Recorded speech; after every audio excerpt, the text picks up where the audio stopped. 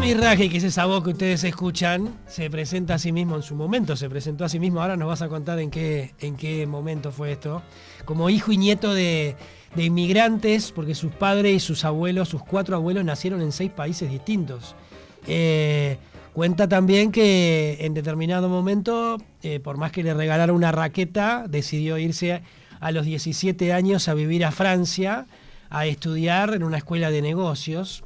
Vivió en París, vivió en Lyon, vivió en Birmingham, en Londres, y a los 24 se volvió a Uruguay pensando en trabajar en gestión de proyectos de desarrollo rural, y ahí se dedicó a la investigación de mercados. Hoy lleva más de 30 años de experiencia en esta área, 23 o 24 de ellos como CEO y fundador del Grupo Radar.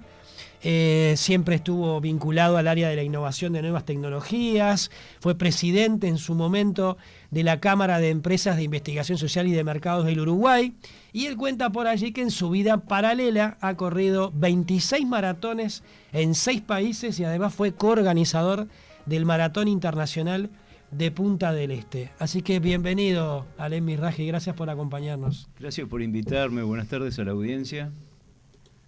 ¿En qué marco fue que tú decías que fue una especie de campaña electoral que escribiste esto? Sí. ¿Esto fue en 2020?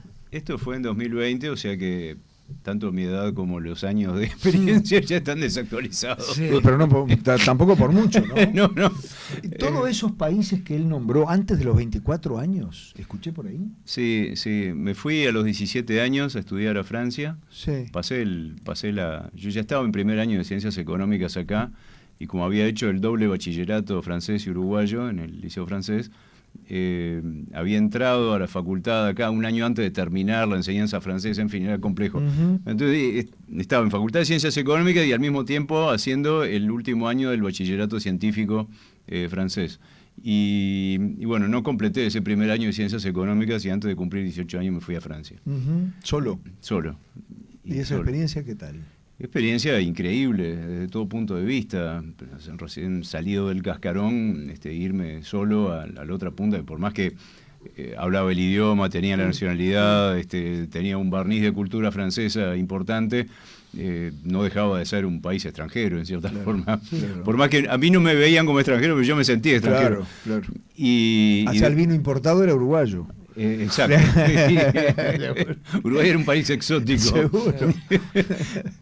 Y bueno, hice un primer año en París, que preparé los concursos para entrar a las escuelas de negocio. Ajá. Después entré a una escuela que estaba en Lyon y me ofrecieron participar de un intercambio con estudiantes británicos antes de entrar a la escuela en Lyon. Entonces me fui un año a Inglaterra y fue así que estuve en Birmingham y en Londres, teniendo 19 años. Y después hice toda la carrera en Lyon. Terminé, digamos, lo que sería el equivalente hoy sería el equivalente del máster en Administración de Empresas, y después hice un posgrado en Economía del Desarrollo Rural. Ajá. En la Universidad de Marsella, en el sur de Francia, y pensando ya en volverme al Uruguay a trabajar en eso, en gestión de proyectos de desarrollo medio rural. Y tuve un proyecto totalmente utópico de creación de un micropolo de desarrollo en medio rural, integrando industria, energías renovables, todo cosas que eran, como me dijo uno un día, llegaste demasiado temprano a la parada del ómnibus y te congelaste antes que pasar el ómnibus. Antes de subir. Ahora, y fue todo así como uno lo escucha, porque uno lo escucha y es maravilloso, París, Londres, proyectos, escuelas, negocios. ¿Fue todo así o hubo...? No, de todo? Era muy joven, visto hoy a la distancia, digo, no aproveché una cantidad de oportunidades que tuve, pero sí viajé, hice viajes bastante asombrosos. ¿No extrañabas, de Uruguay. ¿no extrañabas el Extrañé país? muchísimo, todo el tiempo. ¿Ah, sí? Todo el tiempo. Pero yo qué sé, tuve la posibilidad de, no sé, cruzar el desierto del Sahara a dedo, en camión. Fui a Polonia y Alemania Oriental detrás de la cortina de hierro en la época que ni mira de que cayera el muro de Berlín. Claro. No sé, fui a Auschwitz cuando no había un solo turista en Auschwitz. Hice esas cosas que... Antes de entrar en tema, dijiste 6 nacionalidades diferentes de los abuelos. Sí, 6. Ni siquiera nacionalidades, porque lo de las nacionalidades es muy relativo. Mi mamá fue apátrida hasta los 18 años que pudo tomar la nacionalidad uruguaya. Nacidos en 6 países distintos. Nacidos en 6 países distintos. Ver, 2 de ellos no existen más ahora, además. Uno en el Imperio Otomano. Mi abuelo y mi abuela paternos nacieron en el Imperio Otomano, pero uno en lo que es hoy Turquía y mi abuela en lo que es hoy Grecia, porque era Macedonia, en fin. Y mis abuelos maternos, respectivamente, nacidos en el Imperio Austrohúngaro, hoy es Ucrania, en el medio fue Rumania, después fue la Unión Soviética. Él decía que había nacido en Austria, porque quedaba más cool que decir que había nacido en Bucovina del Norte. Y mi abuela nació en Polonia, pero se conocieron en Bélgica. Mi mamá nació en Bélgica, pero no era belga porque sus padres no lo eran, nunca le dieron la nacionalidad belga. Mi papá nació en Francia. Un crisol de naciones, como suele decirse. Bueno, es la historia de los judíos errantes, ¿no? Claro. Recién vos mencionabas Auschwitz, que estuviste allí, mencionabas los judíos errantes, y vos el 17, el sábado, te mandaste un hilo de Twitter bastante largo, en el cual vos expresás tu opinión respecto al tema del fin de semana, que fue este tema que ahora ya está desactivado, de transformar el águila en paloma, fundirlo, etcétera, etcétera. Un hilo que además llevó a que el propio ministro de Educación y Cultura, Pablo da Silveira, te contestara punto por punto, dando la otra visión, digamos, ¿no? Y que tienen ese hilo de tweet más de 17.000 visitas aproximadamente. 330.000 llevaba hoy. En total, 330.000. Yo estaba mirando, claro, uno por uno, dice. ¿Qué te llevó, antes de meternos en el tema de hoy, como decía Fernando, a expresarte y a dar tu opinión en este tema? ¿Qué fue lo que te disparó? Lo que me disparó es que yo, primero, la historia de la batalla del Río de la Plata siempre es más atrás, soy un fanático de la historia de la Segunda Guerra Mundial. A empezar por ahí.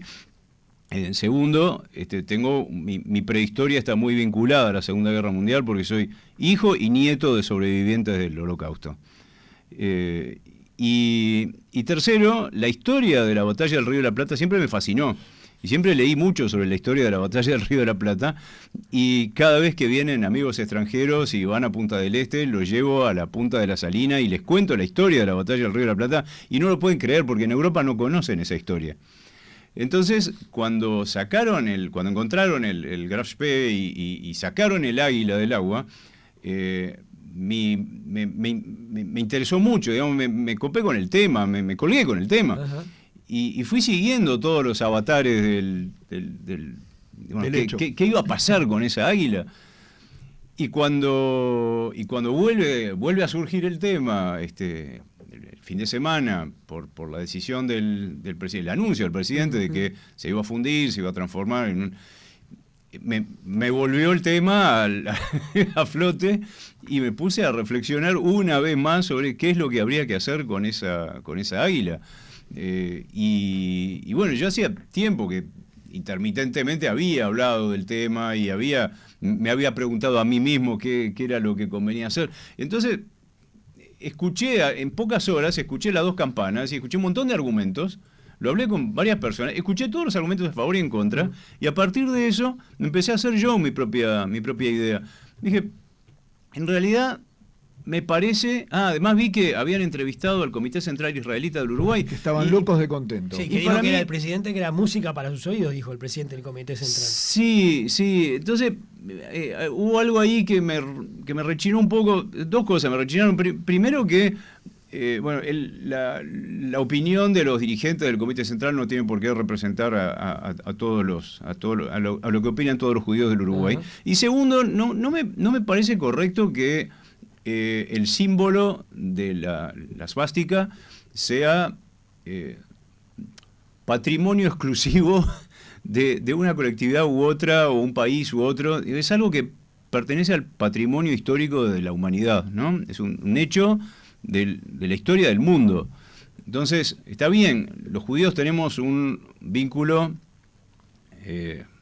la palabra no es muy feliz, pero un vínculo muy particular con la svástica, ¿no? Yo lo escribo en mi hilo de tweets. A mí, ver ese símbolo me provoca una mezcla de náuseas, de odio, de rabia, hasta disculpa por no poder resucitar a los que fueron masacrados en nombre de ese símbolo. Pero aún así no dejo de percibir como, bueno, es parte de la historia de la humanidad, es un símbolo fuerte de la historia de la humanidad, y creo que debería quedar para las próximas generaciones, porque yo soy hijo, por lo tanto tengo conocimiento de primera mano de lo que sucedió. Pero ¿qué va a pasar con las generaciones siguientes? ¿Qué va a pasar con la generación de mi hijo o de los que vienen después? Entonces, si van a ver una paloma, ¿qué va a significar para ellos? ¿Cómo le van a explicar? Mirá, esta paloma en realidad era un símbolo que bla, bla, bla. Entonces, yo creo que la historia es la que es y no se puede tapar el sol con la mano. Y yo prefiero, aún a riesgo de que algún día venga, no sé, algún grupo neonazi para a rendirle homenaje, a venerarlo, yo prefiero que la historia se preserve. Y los grupos neonazis, o nazis, o no tan neo, existen y van a existir, que esté o no esté esa águila con esa suástica expuesta.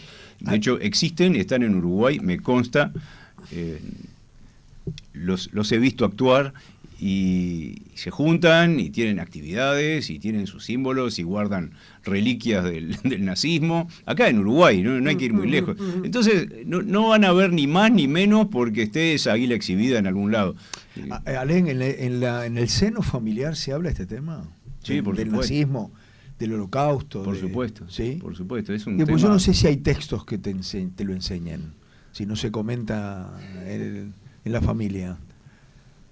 Qué buena pregunta, porque sí, que hay textos, hay montones, pero...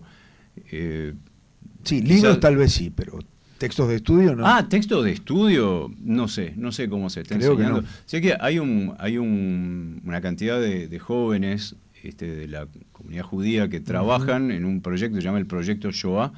Shoah es el holocausto en hebreo. El proyecto de Shoah consiste en que son jóvenes que van a las escuelas públicas, los liceos públicos en todo el Uruguay a explicar. Sí, a contar qué fue, qué pasó, qué es. Y es un proyecto muy, muy, muy lindo, muy, muy interesante, que ha ido creciendo con el tiempo, y hay mucha gente involucrada y han participado, te diría que 30.000 estudiantes de distintos liceos en este programa, que han asistido a las charlas. Mirá. Te comentaba para terminar el tema que el propio Da Silveira te contestó en el hilo, ¿no? Sí, me contestó en una muy buena, y todos esos argumentos yo los entiendo y los sopesé, pero insisto, la historia es la que es y no podemos tapar el sol con la mano, y creo que es un error tratar de ocultarla, tratar de maquillarla, tratar de hacerla más linda de lo que fue. Yo qué sé, si vos vas a Berlín, yo fui a Berlín hace 4 años, y estuve exclusivamente recorriendo museos y cosas de recordación de la Segunda Guerra Mundial, y hay un lugar que se llama Topografía del Terror, que es absolutamente terrible, no lo toleré, me tuve que ir antes de terminar la visita porque era tan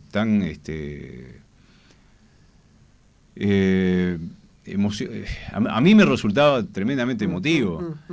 Entonces no es cierto que no hay símbolos ni recuerdos, ni en Alemania estaba lleno de eso, pero lleno de recuerdos de la Segunda Guerra, y vas a Francia, en todas las playas del desembarco en Normandía, cada pueblito tiene su museo recordatorio, y tienen el que no tiene un tanque alemán en exhibición tiene, restos de los búnkers o cañones o misiles o lo que sea, o buses.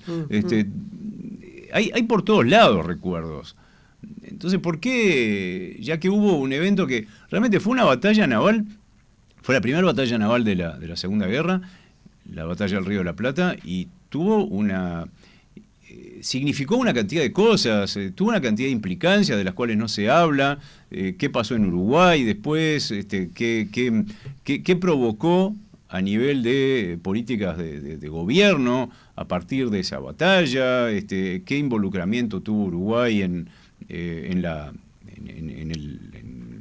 marco de la diplomacia, ¿no? a nivel internacional a raíz de ese evento.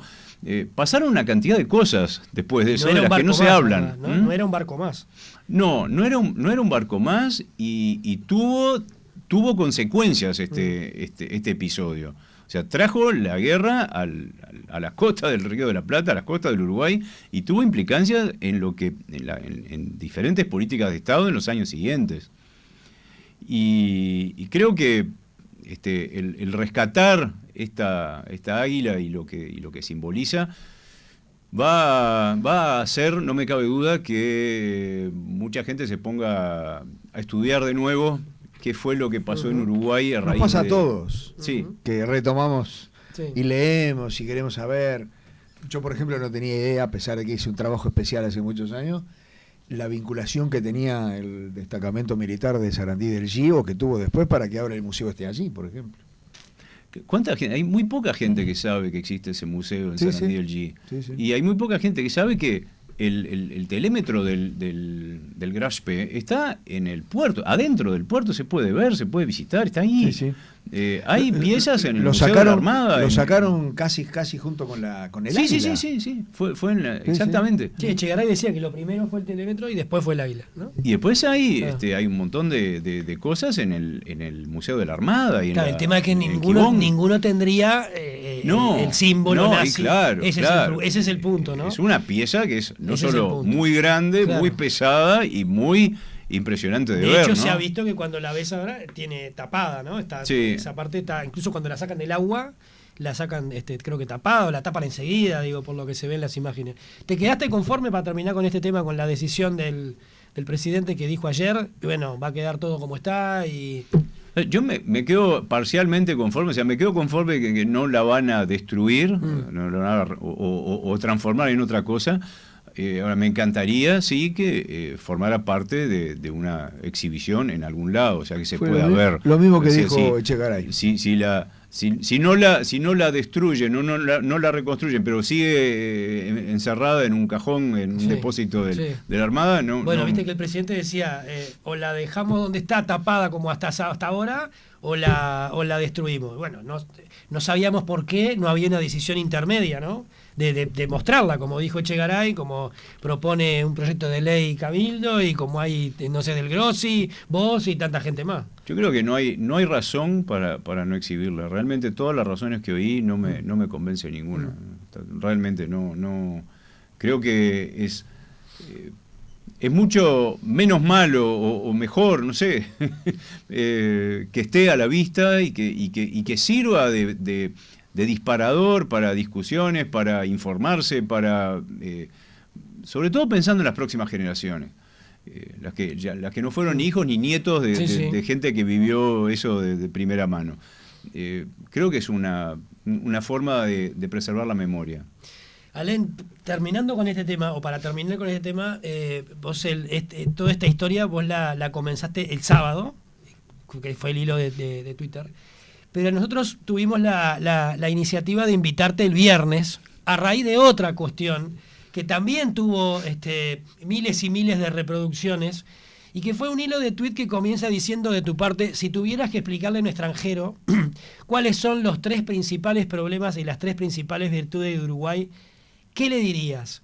Y ahí contás que en una encuesta nacional que hizo Grupo Radar a 1.500 personas, obtuvieron 4.500 respuestas a cada una de esas 2 preguntas. Y allí vos contás que los resultados los sintetizaron en 2 nubes, en 2 imágenes, que para quienes nos están siguiendo a través de YouTube, las vamos a subir ahora mismo, esas imágenes, para que la puedan ver, porque es como una nube, ¿no? Donde hay letras, palabras más grandes, palabras más chicas, en función de la cantidad de personas que contestaron cada uno, ¿no? Cuanto más personas, más grande es la palabra. Y allí vos decís que la seguridad o inseguridad es lo más mencionado y que llegaron a la conclusión de que 6 de cada 10 personas. ¿Podés explicarnos un poco más esta historia, esta investigación? Sí, estas preguntas se incluyeron en una encuesta nacional de opinión pública sobre temas políticos, sobre temas electorales. De hecho, recientemente. Sí, fue en abril. Ahí va. Esto se terminó el 15 de abril. O sea, aclaro eso porque no estaba el tema del agua todavía. Claro. Entonces no hay menciones al tema del agua, no sé qué saldría hoy. Y bueno, como siempre en las encuestas de opinión pública en la que se suben varios clientes de distintos partidos o distintos... incluimos algunas preguntas que son por interés académico y para, si salen cosas interesantes, publicar algo como esto que publiqué hace unos días. Entonces, pusimos estas preguntas sobre cómo definiríamos, cómo le explicaríamos a un extranjero cuáles son los principales problemas y las principales virtudes del Uruguay. Hay muchas formas de hacer esta pregunta, no se nos ocurrió eso. Si tuvieras que explicarle a alguien que no conoce el Uruguay, ¿qué le dirías? Que no está involucrado. Ahí está. Ahí va. Entonces, eran preguntas abiertas. Totalmente abiertas y costó bastante trabajo agrupar las respuestas, que más o menos quieren decir lo mismo, pero sin perder la diversidad, sin perder los matices, ¿no? Porque cuando te dicen empleo y te dicen desempleo, en realidad hay un matiz diferente, por eso en la nube de palabras está diferenciado, empleo de desempleo. ¿Y seguridad e inseguridad también? Seguridad e inseguridad, sí, ahí lo juntamos. ¿Y por qué lo juntamos? Porque de un estudio cualitativo, no una encuesta, sino un estudio con grupos de discusión moderados por una psicóloga, que habíamos hecho casualmente o no, un mes antes, salió el tema de la seguridad. Y investigamos a fondo qué estaba entendiendo la gente por seguridad. Ahí estamos viendo la nube de palabras. Uh-huh. ¿Qué entiende la gente por seguridad? Y nos dimos cuenta que hoy, y no sé si es ahí una gran pregunta que me hago, ¿en qué medida la pandemia tuvo que ver con eso? El concepto de seguridad engloba cosas que van muchísimo más allá de la simple seguridad ciudadana, como le decimos, ¿no? Que va más allá del tema de la delincuencia, o que no me roben, que no me lastimen, que no me maten, que no me copen la casa. No, seguridad está incluyendo hoy para los uruguayos la seguridad del empleo, la seguridad de que los hijos van a poder salir adelante, la seguridad de que no va a haber otra pandemia, la seguridad de una cantidad de cosas. Podría, ¿no? Certeza, exactamente. No, la pandemia nos trajo, el gran problema fue la incertidumbre. Exactamente. No saber qué va a pasar mañana. Seguridad, exactamente. Seguridad por oposición a incertidumbre, no por oposición a delincuencia. ¿Se entiende? Delincuencia. Entonces, esto es muy relevante, es un hallazgo muy relevante que, yo si tuviera que decir si hubo un hallazgo de esa investigación cualitativa fue ese, que implica que, entre otras cosas, que quienes vayan a estar involucrados en la próxima campaña electoral, o en la actual campaña electoral, porque ya empezó, van a tener que tomar en cuenta, porque si vos te quedas únicamente con la nube de palabras y ves seguridad con el tamaño que está en la nube de palabras, decís, tengo que hablar del tema de la delincuencia, tengo que hablar del tema, no sé, de las cárceles, y no. Es mucho más que eso. Ahora es un tema grave. Es un tema grave y es un tema importante, es un tema que implica miedo.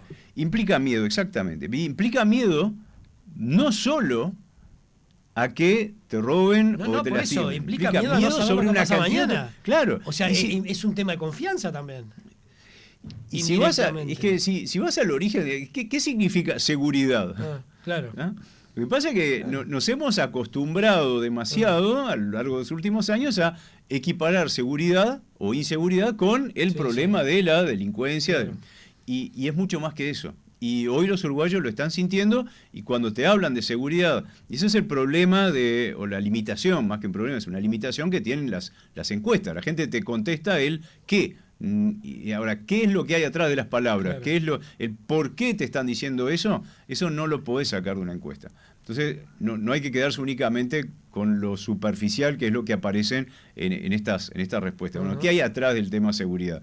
De la misma forma, cuando te dicen economía, Como vimos, economía tiene un tamaño bastante relevante en la nube de palabras. Bueno, ¿qué están queriendo decir? Y bueno, economía, uno podrá creer que están hablando, no sé, del atraso cambiario, del entorno macroeconómico, de las exportaciones. Y probablemente la mayoría de la gente que menciona acá economía, que está abajo de empleo y arriba de la nube de palabras, no se están refiriendo no sé, a la masa monetaria circulante, se están refiriendo probablemente a la microeconomía, a la economía del hogar. Sí, al no llego a fin de mes.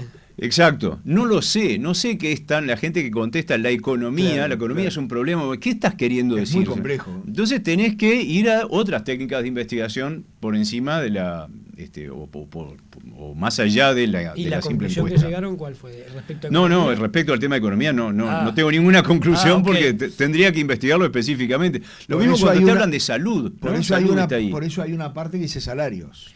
Sí, salarios está claro. Porque te dicen salario es bajo salario, claro, ¿no? Es salario que no me alcanza para llegar a fin de mes. Claro. Cuando te dicen pobreza está claro de qué están hablando.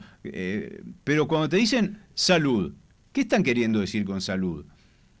¿Es que el sistema es malo, que el sistema es caro, que el sistema es lento, que el sistema es burocrático, que el sistema... ¿Qué es lo que están queriendo decir con la salud es un problema del Uruguay? No lo sé. Y vale la pena, si vos sos candidato o jefe de campaña de un candidato o de una candidata, vale la pena investigar qué es lo que hay atrás de ese concepto, ¿no? Llama la atención que uno de los segundos, está costo de vida, pero educación tiene un tamaño importante. Lo mismo, exactamente. Lo mismo que ahí decía la respuesta para era la educación. La educación es un problema, ¿no? ¿Qué es un problema? Que faltan recursos, que faltan docentes, que faltan maestros, que falta capacitación, ¿qué es? Sí, que es mala, que no los lo sé. Establecimientos son malos. No lo sé, entonces ahí es donde vale la pena investigar más a fondo, es en qué es lo que están entendiendo por educación cuando te dicen que es un problema. ¿Es tu intención, es intención de Radar ir más a fondo en estas cosas? Sí. Tiene un costo, obviamente. Sí. Claro. Si alguien lo paga, lo hacemos. Si alguien lo paga, claro, si alguien lo paga, lo hacemos. Porque son los temas que van a ser el centro de la próxima campaña. ¿no? Claro. Sí, claro. Ahora, por otro lado, Alén, vos llevaste otra conclusión, que es cuáles son las principales virtudes del Uruguay según los uruguayos. Y ahí las palabras los tamaños están bastante más parejos, ¿no? Me da la sensación. Ahí quienes están a través del canal de 970 Universal en YouTube lo pueden darse cuenta que salvo la gente y alguna más, después hay una bastante uniformidad, ¿no?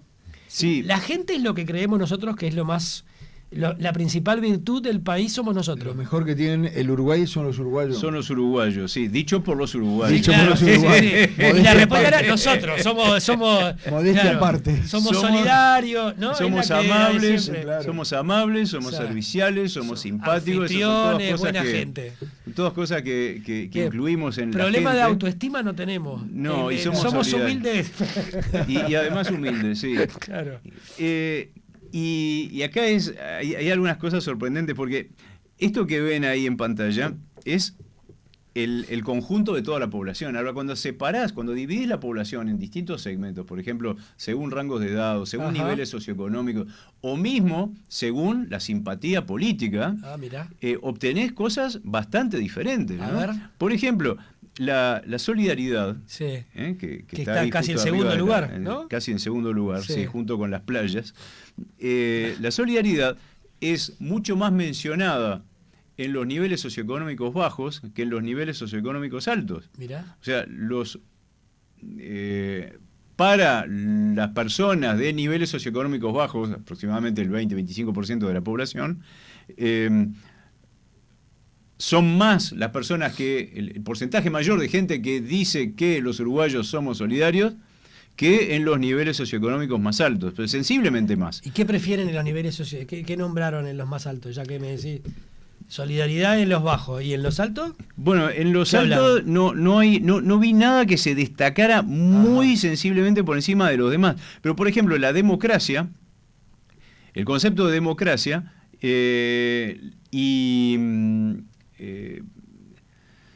sí, la democracia, te diré, y la libertad son cosas que aparecen más valoradas en los niveles socioeconómicos altos. Sí.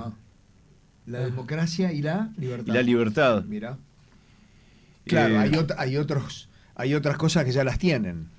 Entonces valoran. Claro. Sí, ahí entramos en conjeturas sobre el por qué, ¿no? Bueno, sí, ahí empezás a pensar en la pirámide de Maslow y decís, ¿no? Valoran más la playa y valoran más el turismo que el que no llega a fin de mes. La seguridad o el empleo, ¿no? Sí. Claro, pero ahí. Exacto. Y esas diferencias entre niveles socioeconómicos o entre rangos de edad o entre Montevideo Interior se ve también en la percepción de los problemas, ¿no? Por ejemplo, la educación. La educación es el segmento en el que más se menciona la educación como un problema son los votantes del Partido Colorado. Lo cual no es casual, porque también fue el eje de la campaña de Ernesto Talvi. Pero es increíble porque la educación la manejan los colorados. Y además la manejan los colorados. Entonces, no es casual. Sin embargo, les resulta un problema. ¿De qué es la gallina y el huevo? ¿No? ¿Qué es consecuencia? ¿De qué? Y a nivel etario, ¿qué es lo que más le preocupa a los más jóvenes? Por ejemplo, las playas, es mucho más mencionado entre los mayores. Los jóvenes no les interesa. No lo mencionan como virtud. No lo mencionan como virtud. Solo 5% de los 17 a 29 años, 5% de los 17 a 29 años menciona las playas entre uno de los tres principales virtudes. Mientras que 20% de los 55 años y más lo mencionan como una virtud del Uruguay. Claro. Lo de la gente también, mucho más mencionado entre los mayores que entre los más jóvenes. Entonces, es un detalle interesante. ¿Y los más jóvenes qué mencionaron como virtud? Y los más jóvenes mencionan en mayor medida la educación pública, la educación en general. Mirá. ¿Y eso que son los recién egresados o los que están estudiando? Pero mucho más que los mayores. O sea, hay un corte muy claro alrededor de los 30 años. Lo que opinan los más jóvenes, los de menos de 30 años, son mucho más los que mencionan la educación y la educación pública en particular que entre los mayores. La cultura también, más mencionado entre los más jóvenes, la libertad. Y ahora, el clima es al revés. Los mayores mencionan en mucho mayor medida el clima como una virtud del Uruguay, mientras que entre los jóvenes no es una virtud. Entonces, aparecen cosas bien. Vale la pena analizar claro. el cuadro con todas las variables de segmentación. Ahora, ¿tú crees que esto va a ser utilizado? Dijiste que sí, que debería, pero ¿crees que es un tema para visualizarlo en la próxima campaña? Debería, ¿no? Debería, es el tipo de investigaciones que generalmente hacen o deberían hacer los candidatos, las candidatas o los partidos o los grupos o las agrupaciones. ¿Ya arrancaron a encargarte encuestas a vos? Sin darnos detalles, pero digo, claro, porque uno dice... No estoy publicando nada en medios, y es una opción, es una elección. No, pero digo, los partidos ya están trabajando en hacer consultas sobre algunos temáticas, simpatía, fórmulas, ¿no? Ese tipo de cosas. O sea, es normal. ¿Con cuánto tiempo de anticipación, vos tenés muchísimas elecciones encima, con cuánto tiempo de anticipación los partidos empiezan a pedir encuesta o lo hacen durante todo el quinquenio? Bueno, hay muchas cosas que se hacen a lo largo de todo el quinquenio. Perdón, odio esa palabra, no sé por qué. Bueno, sí. Es lo que nos queda. Es lo que nos queda, exactamente. Algunos es lo único que nos queda. Chiste aparte. Se trabaja a lo largo de todo el periodo, ¿no?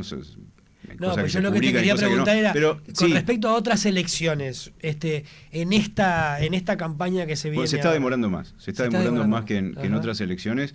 Y me atrevo a emitir la hipótesis de que, porque todavía no aparecen los amables donantes. Claro.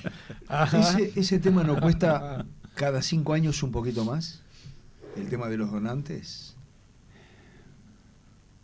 Diego, ¿qué pregunta? Si tomamos la cantidad de donantes, por decir la misma palabra que usaste tú, de apenas volvió la democracia, o el segundo periodo, el tercero, no había como una especie de efervescencia con la política, que que me parece que de a poquito, y además porque se han conocido dudas sobre la realidad de los aportes y todas esas cosas, no. ¿Sabes lo que pasa? El problema es ese, ¿no? Los aportes existen y Sí, los claro. amables donantes están. Sí, claro. Solo que muchas veces están encubiertos, ¿no? Yo fui testigo de firmas que ponían pila para los colorados, pila para los blancos y pila para los del frente, por la duda que alguno de los tres fuera gobierno. Sí, y hoy eso por es hoy lo que uno se entera. y ¿no? hoy por hoy ya Y hay- se sacan bien las cuentas. Está sin todo lo que no hay forma de que aparezca en lugar alguno, ¿no? Yo lo vi en una muy modesta medida, porque la investigación de opinión pública debe ser lo que menos pesa en el presupuesto de una campaña electoral, pero no sé, el día que escriba mis memorias y me cambie la cara y emigre a Siberia, Vas a decir la verdad. voy a Vas a decir sacar la algunos verdad. cuentos. O sea, tirás la piedra y te vas para Siberia. O sea, tirás el libro y rajaste. Claro. Sí. Pero ¿por qué es eso? ¿Por qué decía? Cuando escribas el libro, ¿por qué? Porque Porque historia- hay formas de financiar que es imposible que aparezcan en algún lado. Ajá, Claro. Y que se usan aquí en todo el mundo. Claro. No somos un oasis en el medio Por del eso, Sahara, ¿no? por eso ahora hay alguna ventaja tiene que haber, porque ninguno de los partidos levanta la mano en el Parlamento para aprobar un proyecto. Y por algo será. Ale, gracias por acompañarnos. Queríamos saber, a propósito de esta investigación que acabas de terminar, en la cual, si aparecen amables donantes, seguiremos ampliando. Sí, de todas maneras, esto Amable donante. que publiqué está disponible, lo pueden encontrar en mi Twitter, lo pueden No, encontrar para en mi ahondar me perfil. refería a lo que decías vos, sí. En mi LinkedIn está también. Sé que todo eso es público. Lo último de esto, ¿qué fue lo que te sorprendió? Me sorprendió la diferencia entre seguridad y todo el resto. O sea, la seguridad tenía el doble de menciones que 6 de 10, el dijiste. problema, sí, que el problema que le seguía, y el doble de menciones de lo que más aparece como virtud, Claro. que era la gente. Claro. O sea, la seguridad como problema es mencionada por el doble de gente. De que La la gente gente como como virtud. virtud. Claro. Eso me llamó mucho la atención. Segundo, que aparezca tan fuerte todo lo que tiene que ver con turismo, ¿no? Las playas, los En las lindos virtudes, lugares, lindos los paisajes. paisajes. Ajá. Eso, si sumás todo eso, es muchísimo. Sí. Me sorprendió que tuviéramos una tan alta imagen de nuestros nuestros lugares. De nuestros lugares. Bueno, el exacto. Uruguay Natural prendió, que Exacto. sí que es una campaña de Exactamente, marketing que funcionó. El Uruguay exactamente. Natural. Bueno, el Uruguay natural es una política de Estado. ¿Viste Es vos? cierto. Hace 50 años yo escucho Del hablar. Uruguay Natural surge, si yo no recuerdo mal, En la época el de gobierno Villar, de ¿no la fue? calle. ¿No fue José Villar? En el gobierno de la calle, cuando la regata Whitbread, Puede ser. que le compramos la vela, y ahí fue la primera Uruguay vez que se Natural, vio exacto. Uruguay Natural, Sí, bueno, y eso tenés fue en el razón. gobierno de la calle, 90-95. 90, Por 2000, ahí. 2010, 2020, 30 años. 30 años. Uruguay natural es una política de Es Estado. una marca, ¿no? Es sí, una marca, es una marca país. Y la hemos comprado, se ve que acá también nosotros mismos. Es una marca país, y sí, y la ha, hemos comprado. y ha sobrevivido a las críticas de la respectiva oposición según el momento del que hablemos. Sí, claro. Porque cuando En el estaba el conjunto, gobierno ¿no? blanco fue criticado por los Colorados y el Frente. Pero se Cuando mantuvo. el gobierno era del Partido Colorado. Yo recuerdo esta charla con el ministro José Villar. ¿Se acuerda? El director del Sí, Metro Cubano. claro. Sí. Que me dijo, no, ¿cómo nos critican por la plata que gastamos para estas campañas?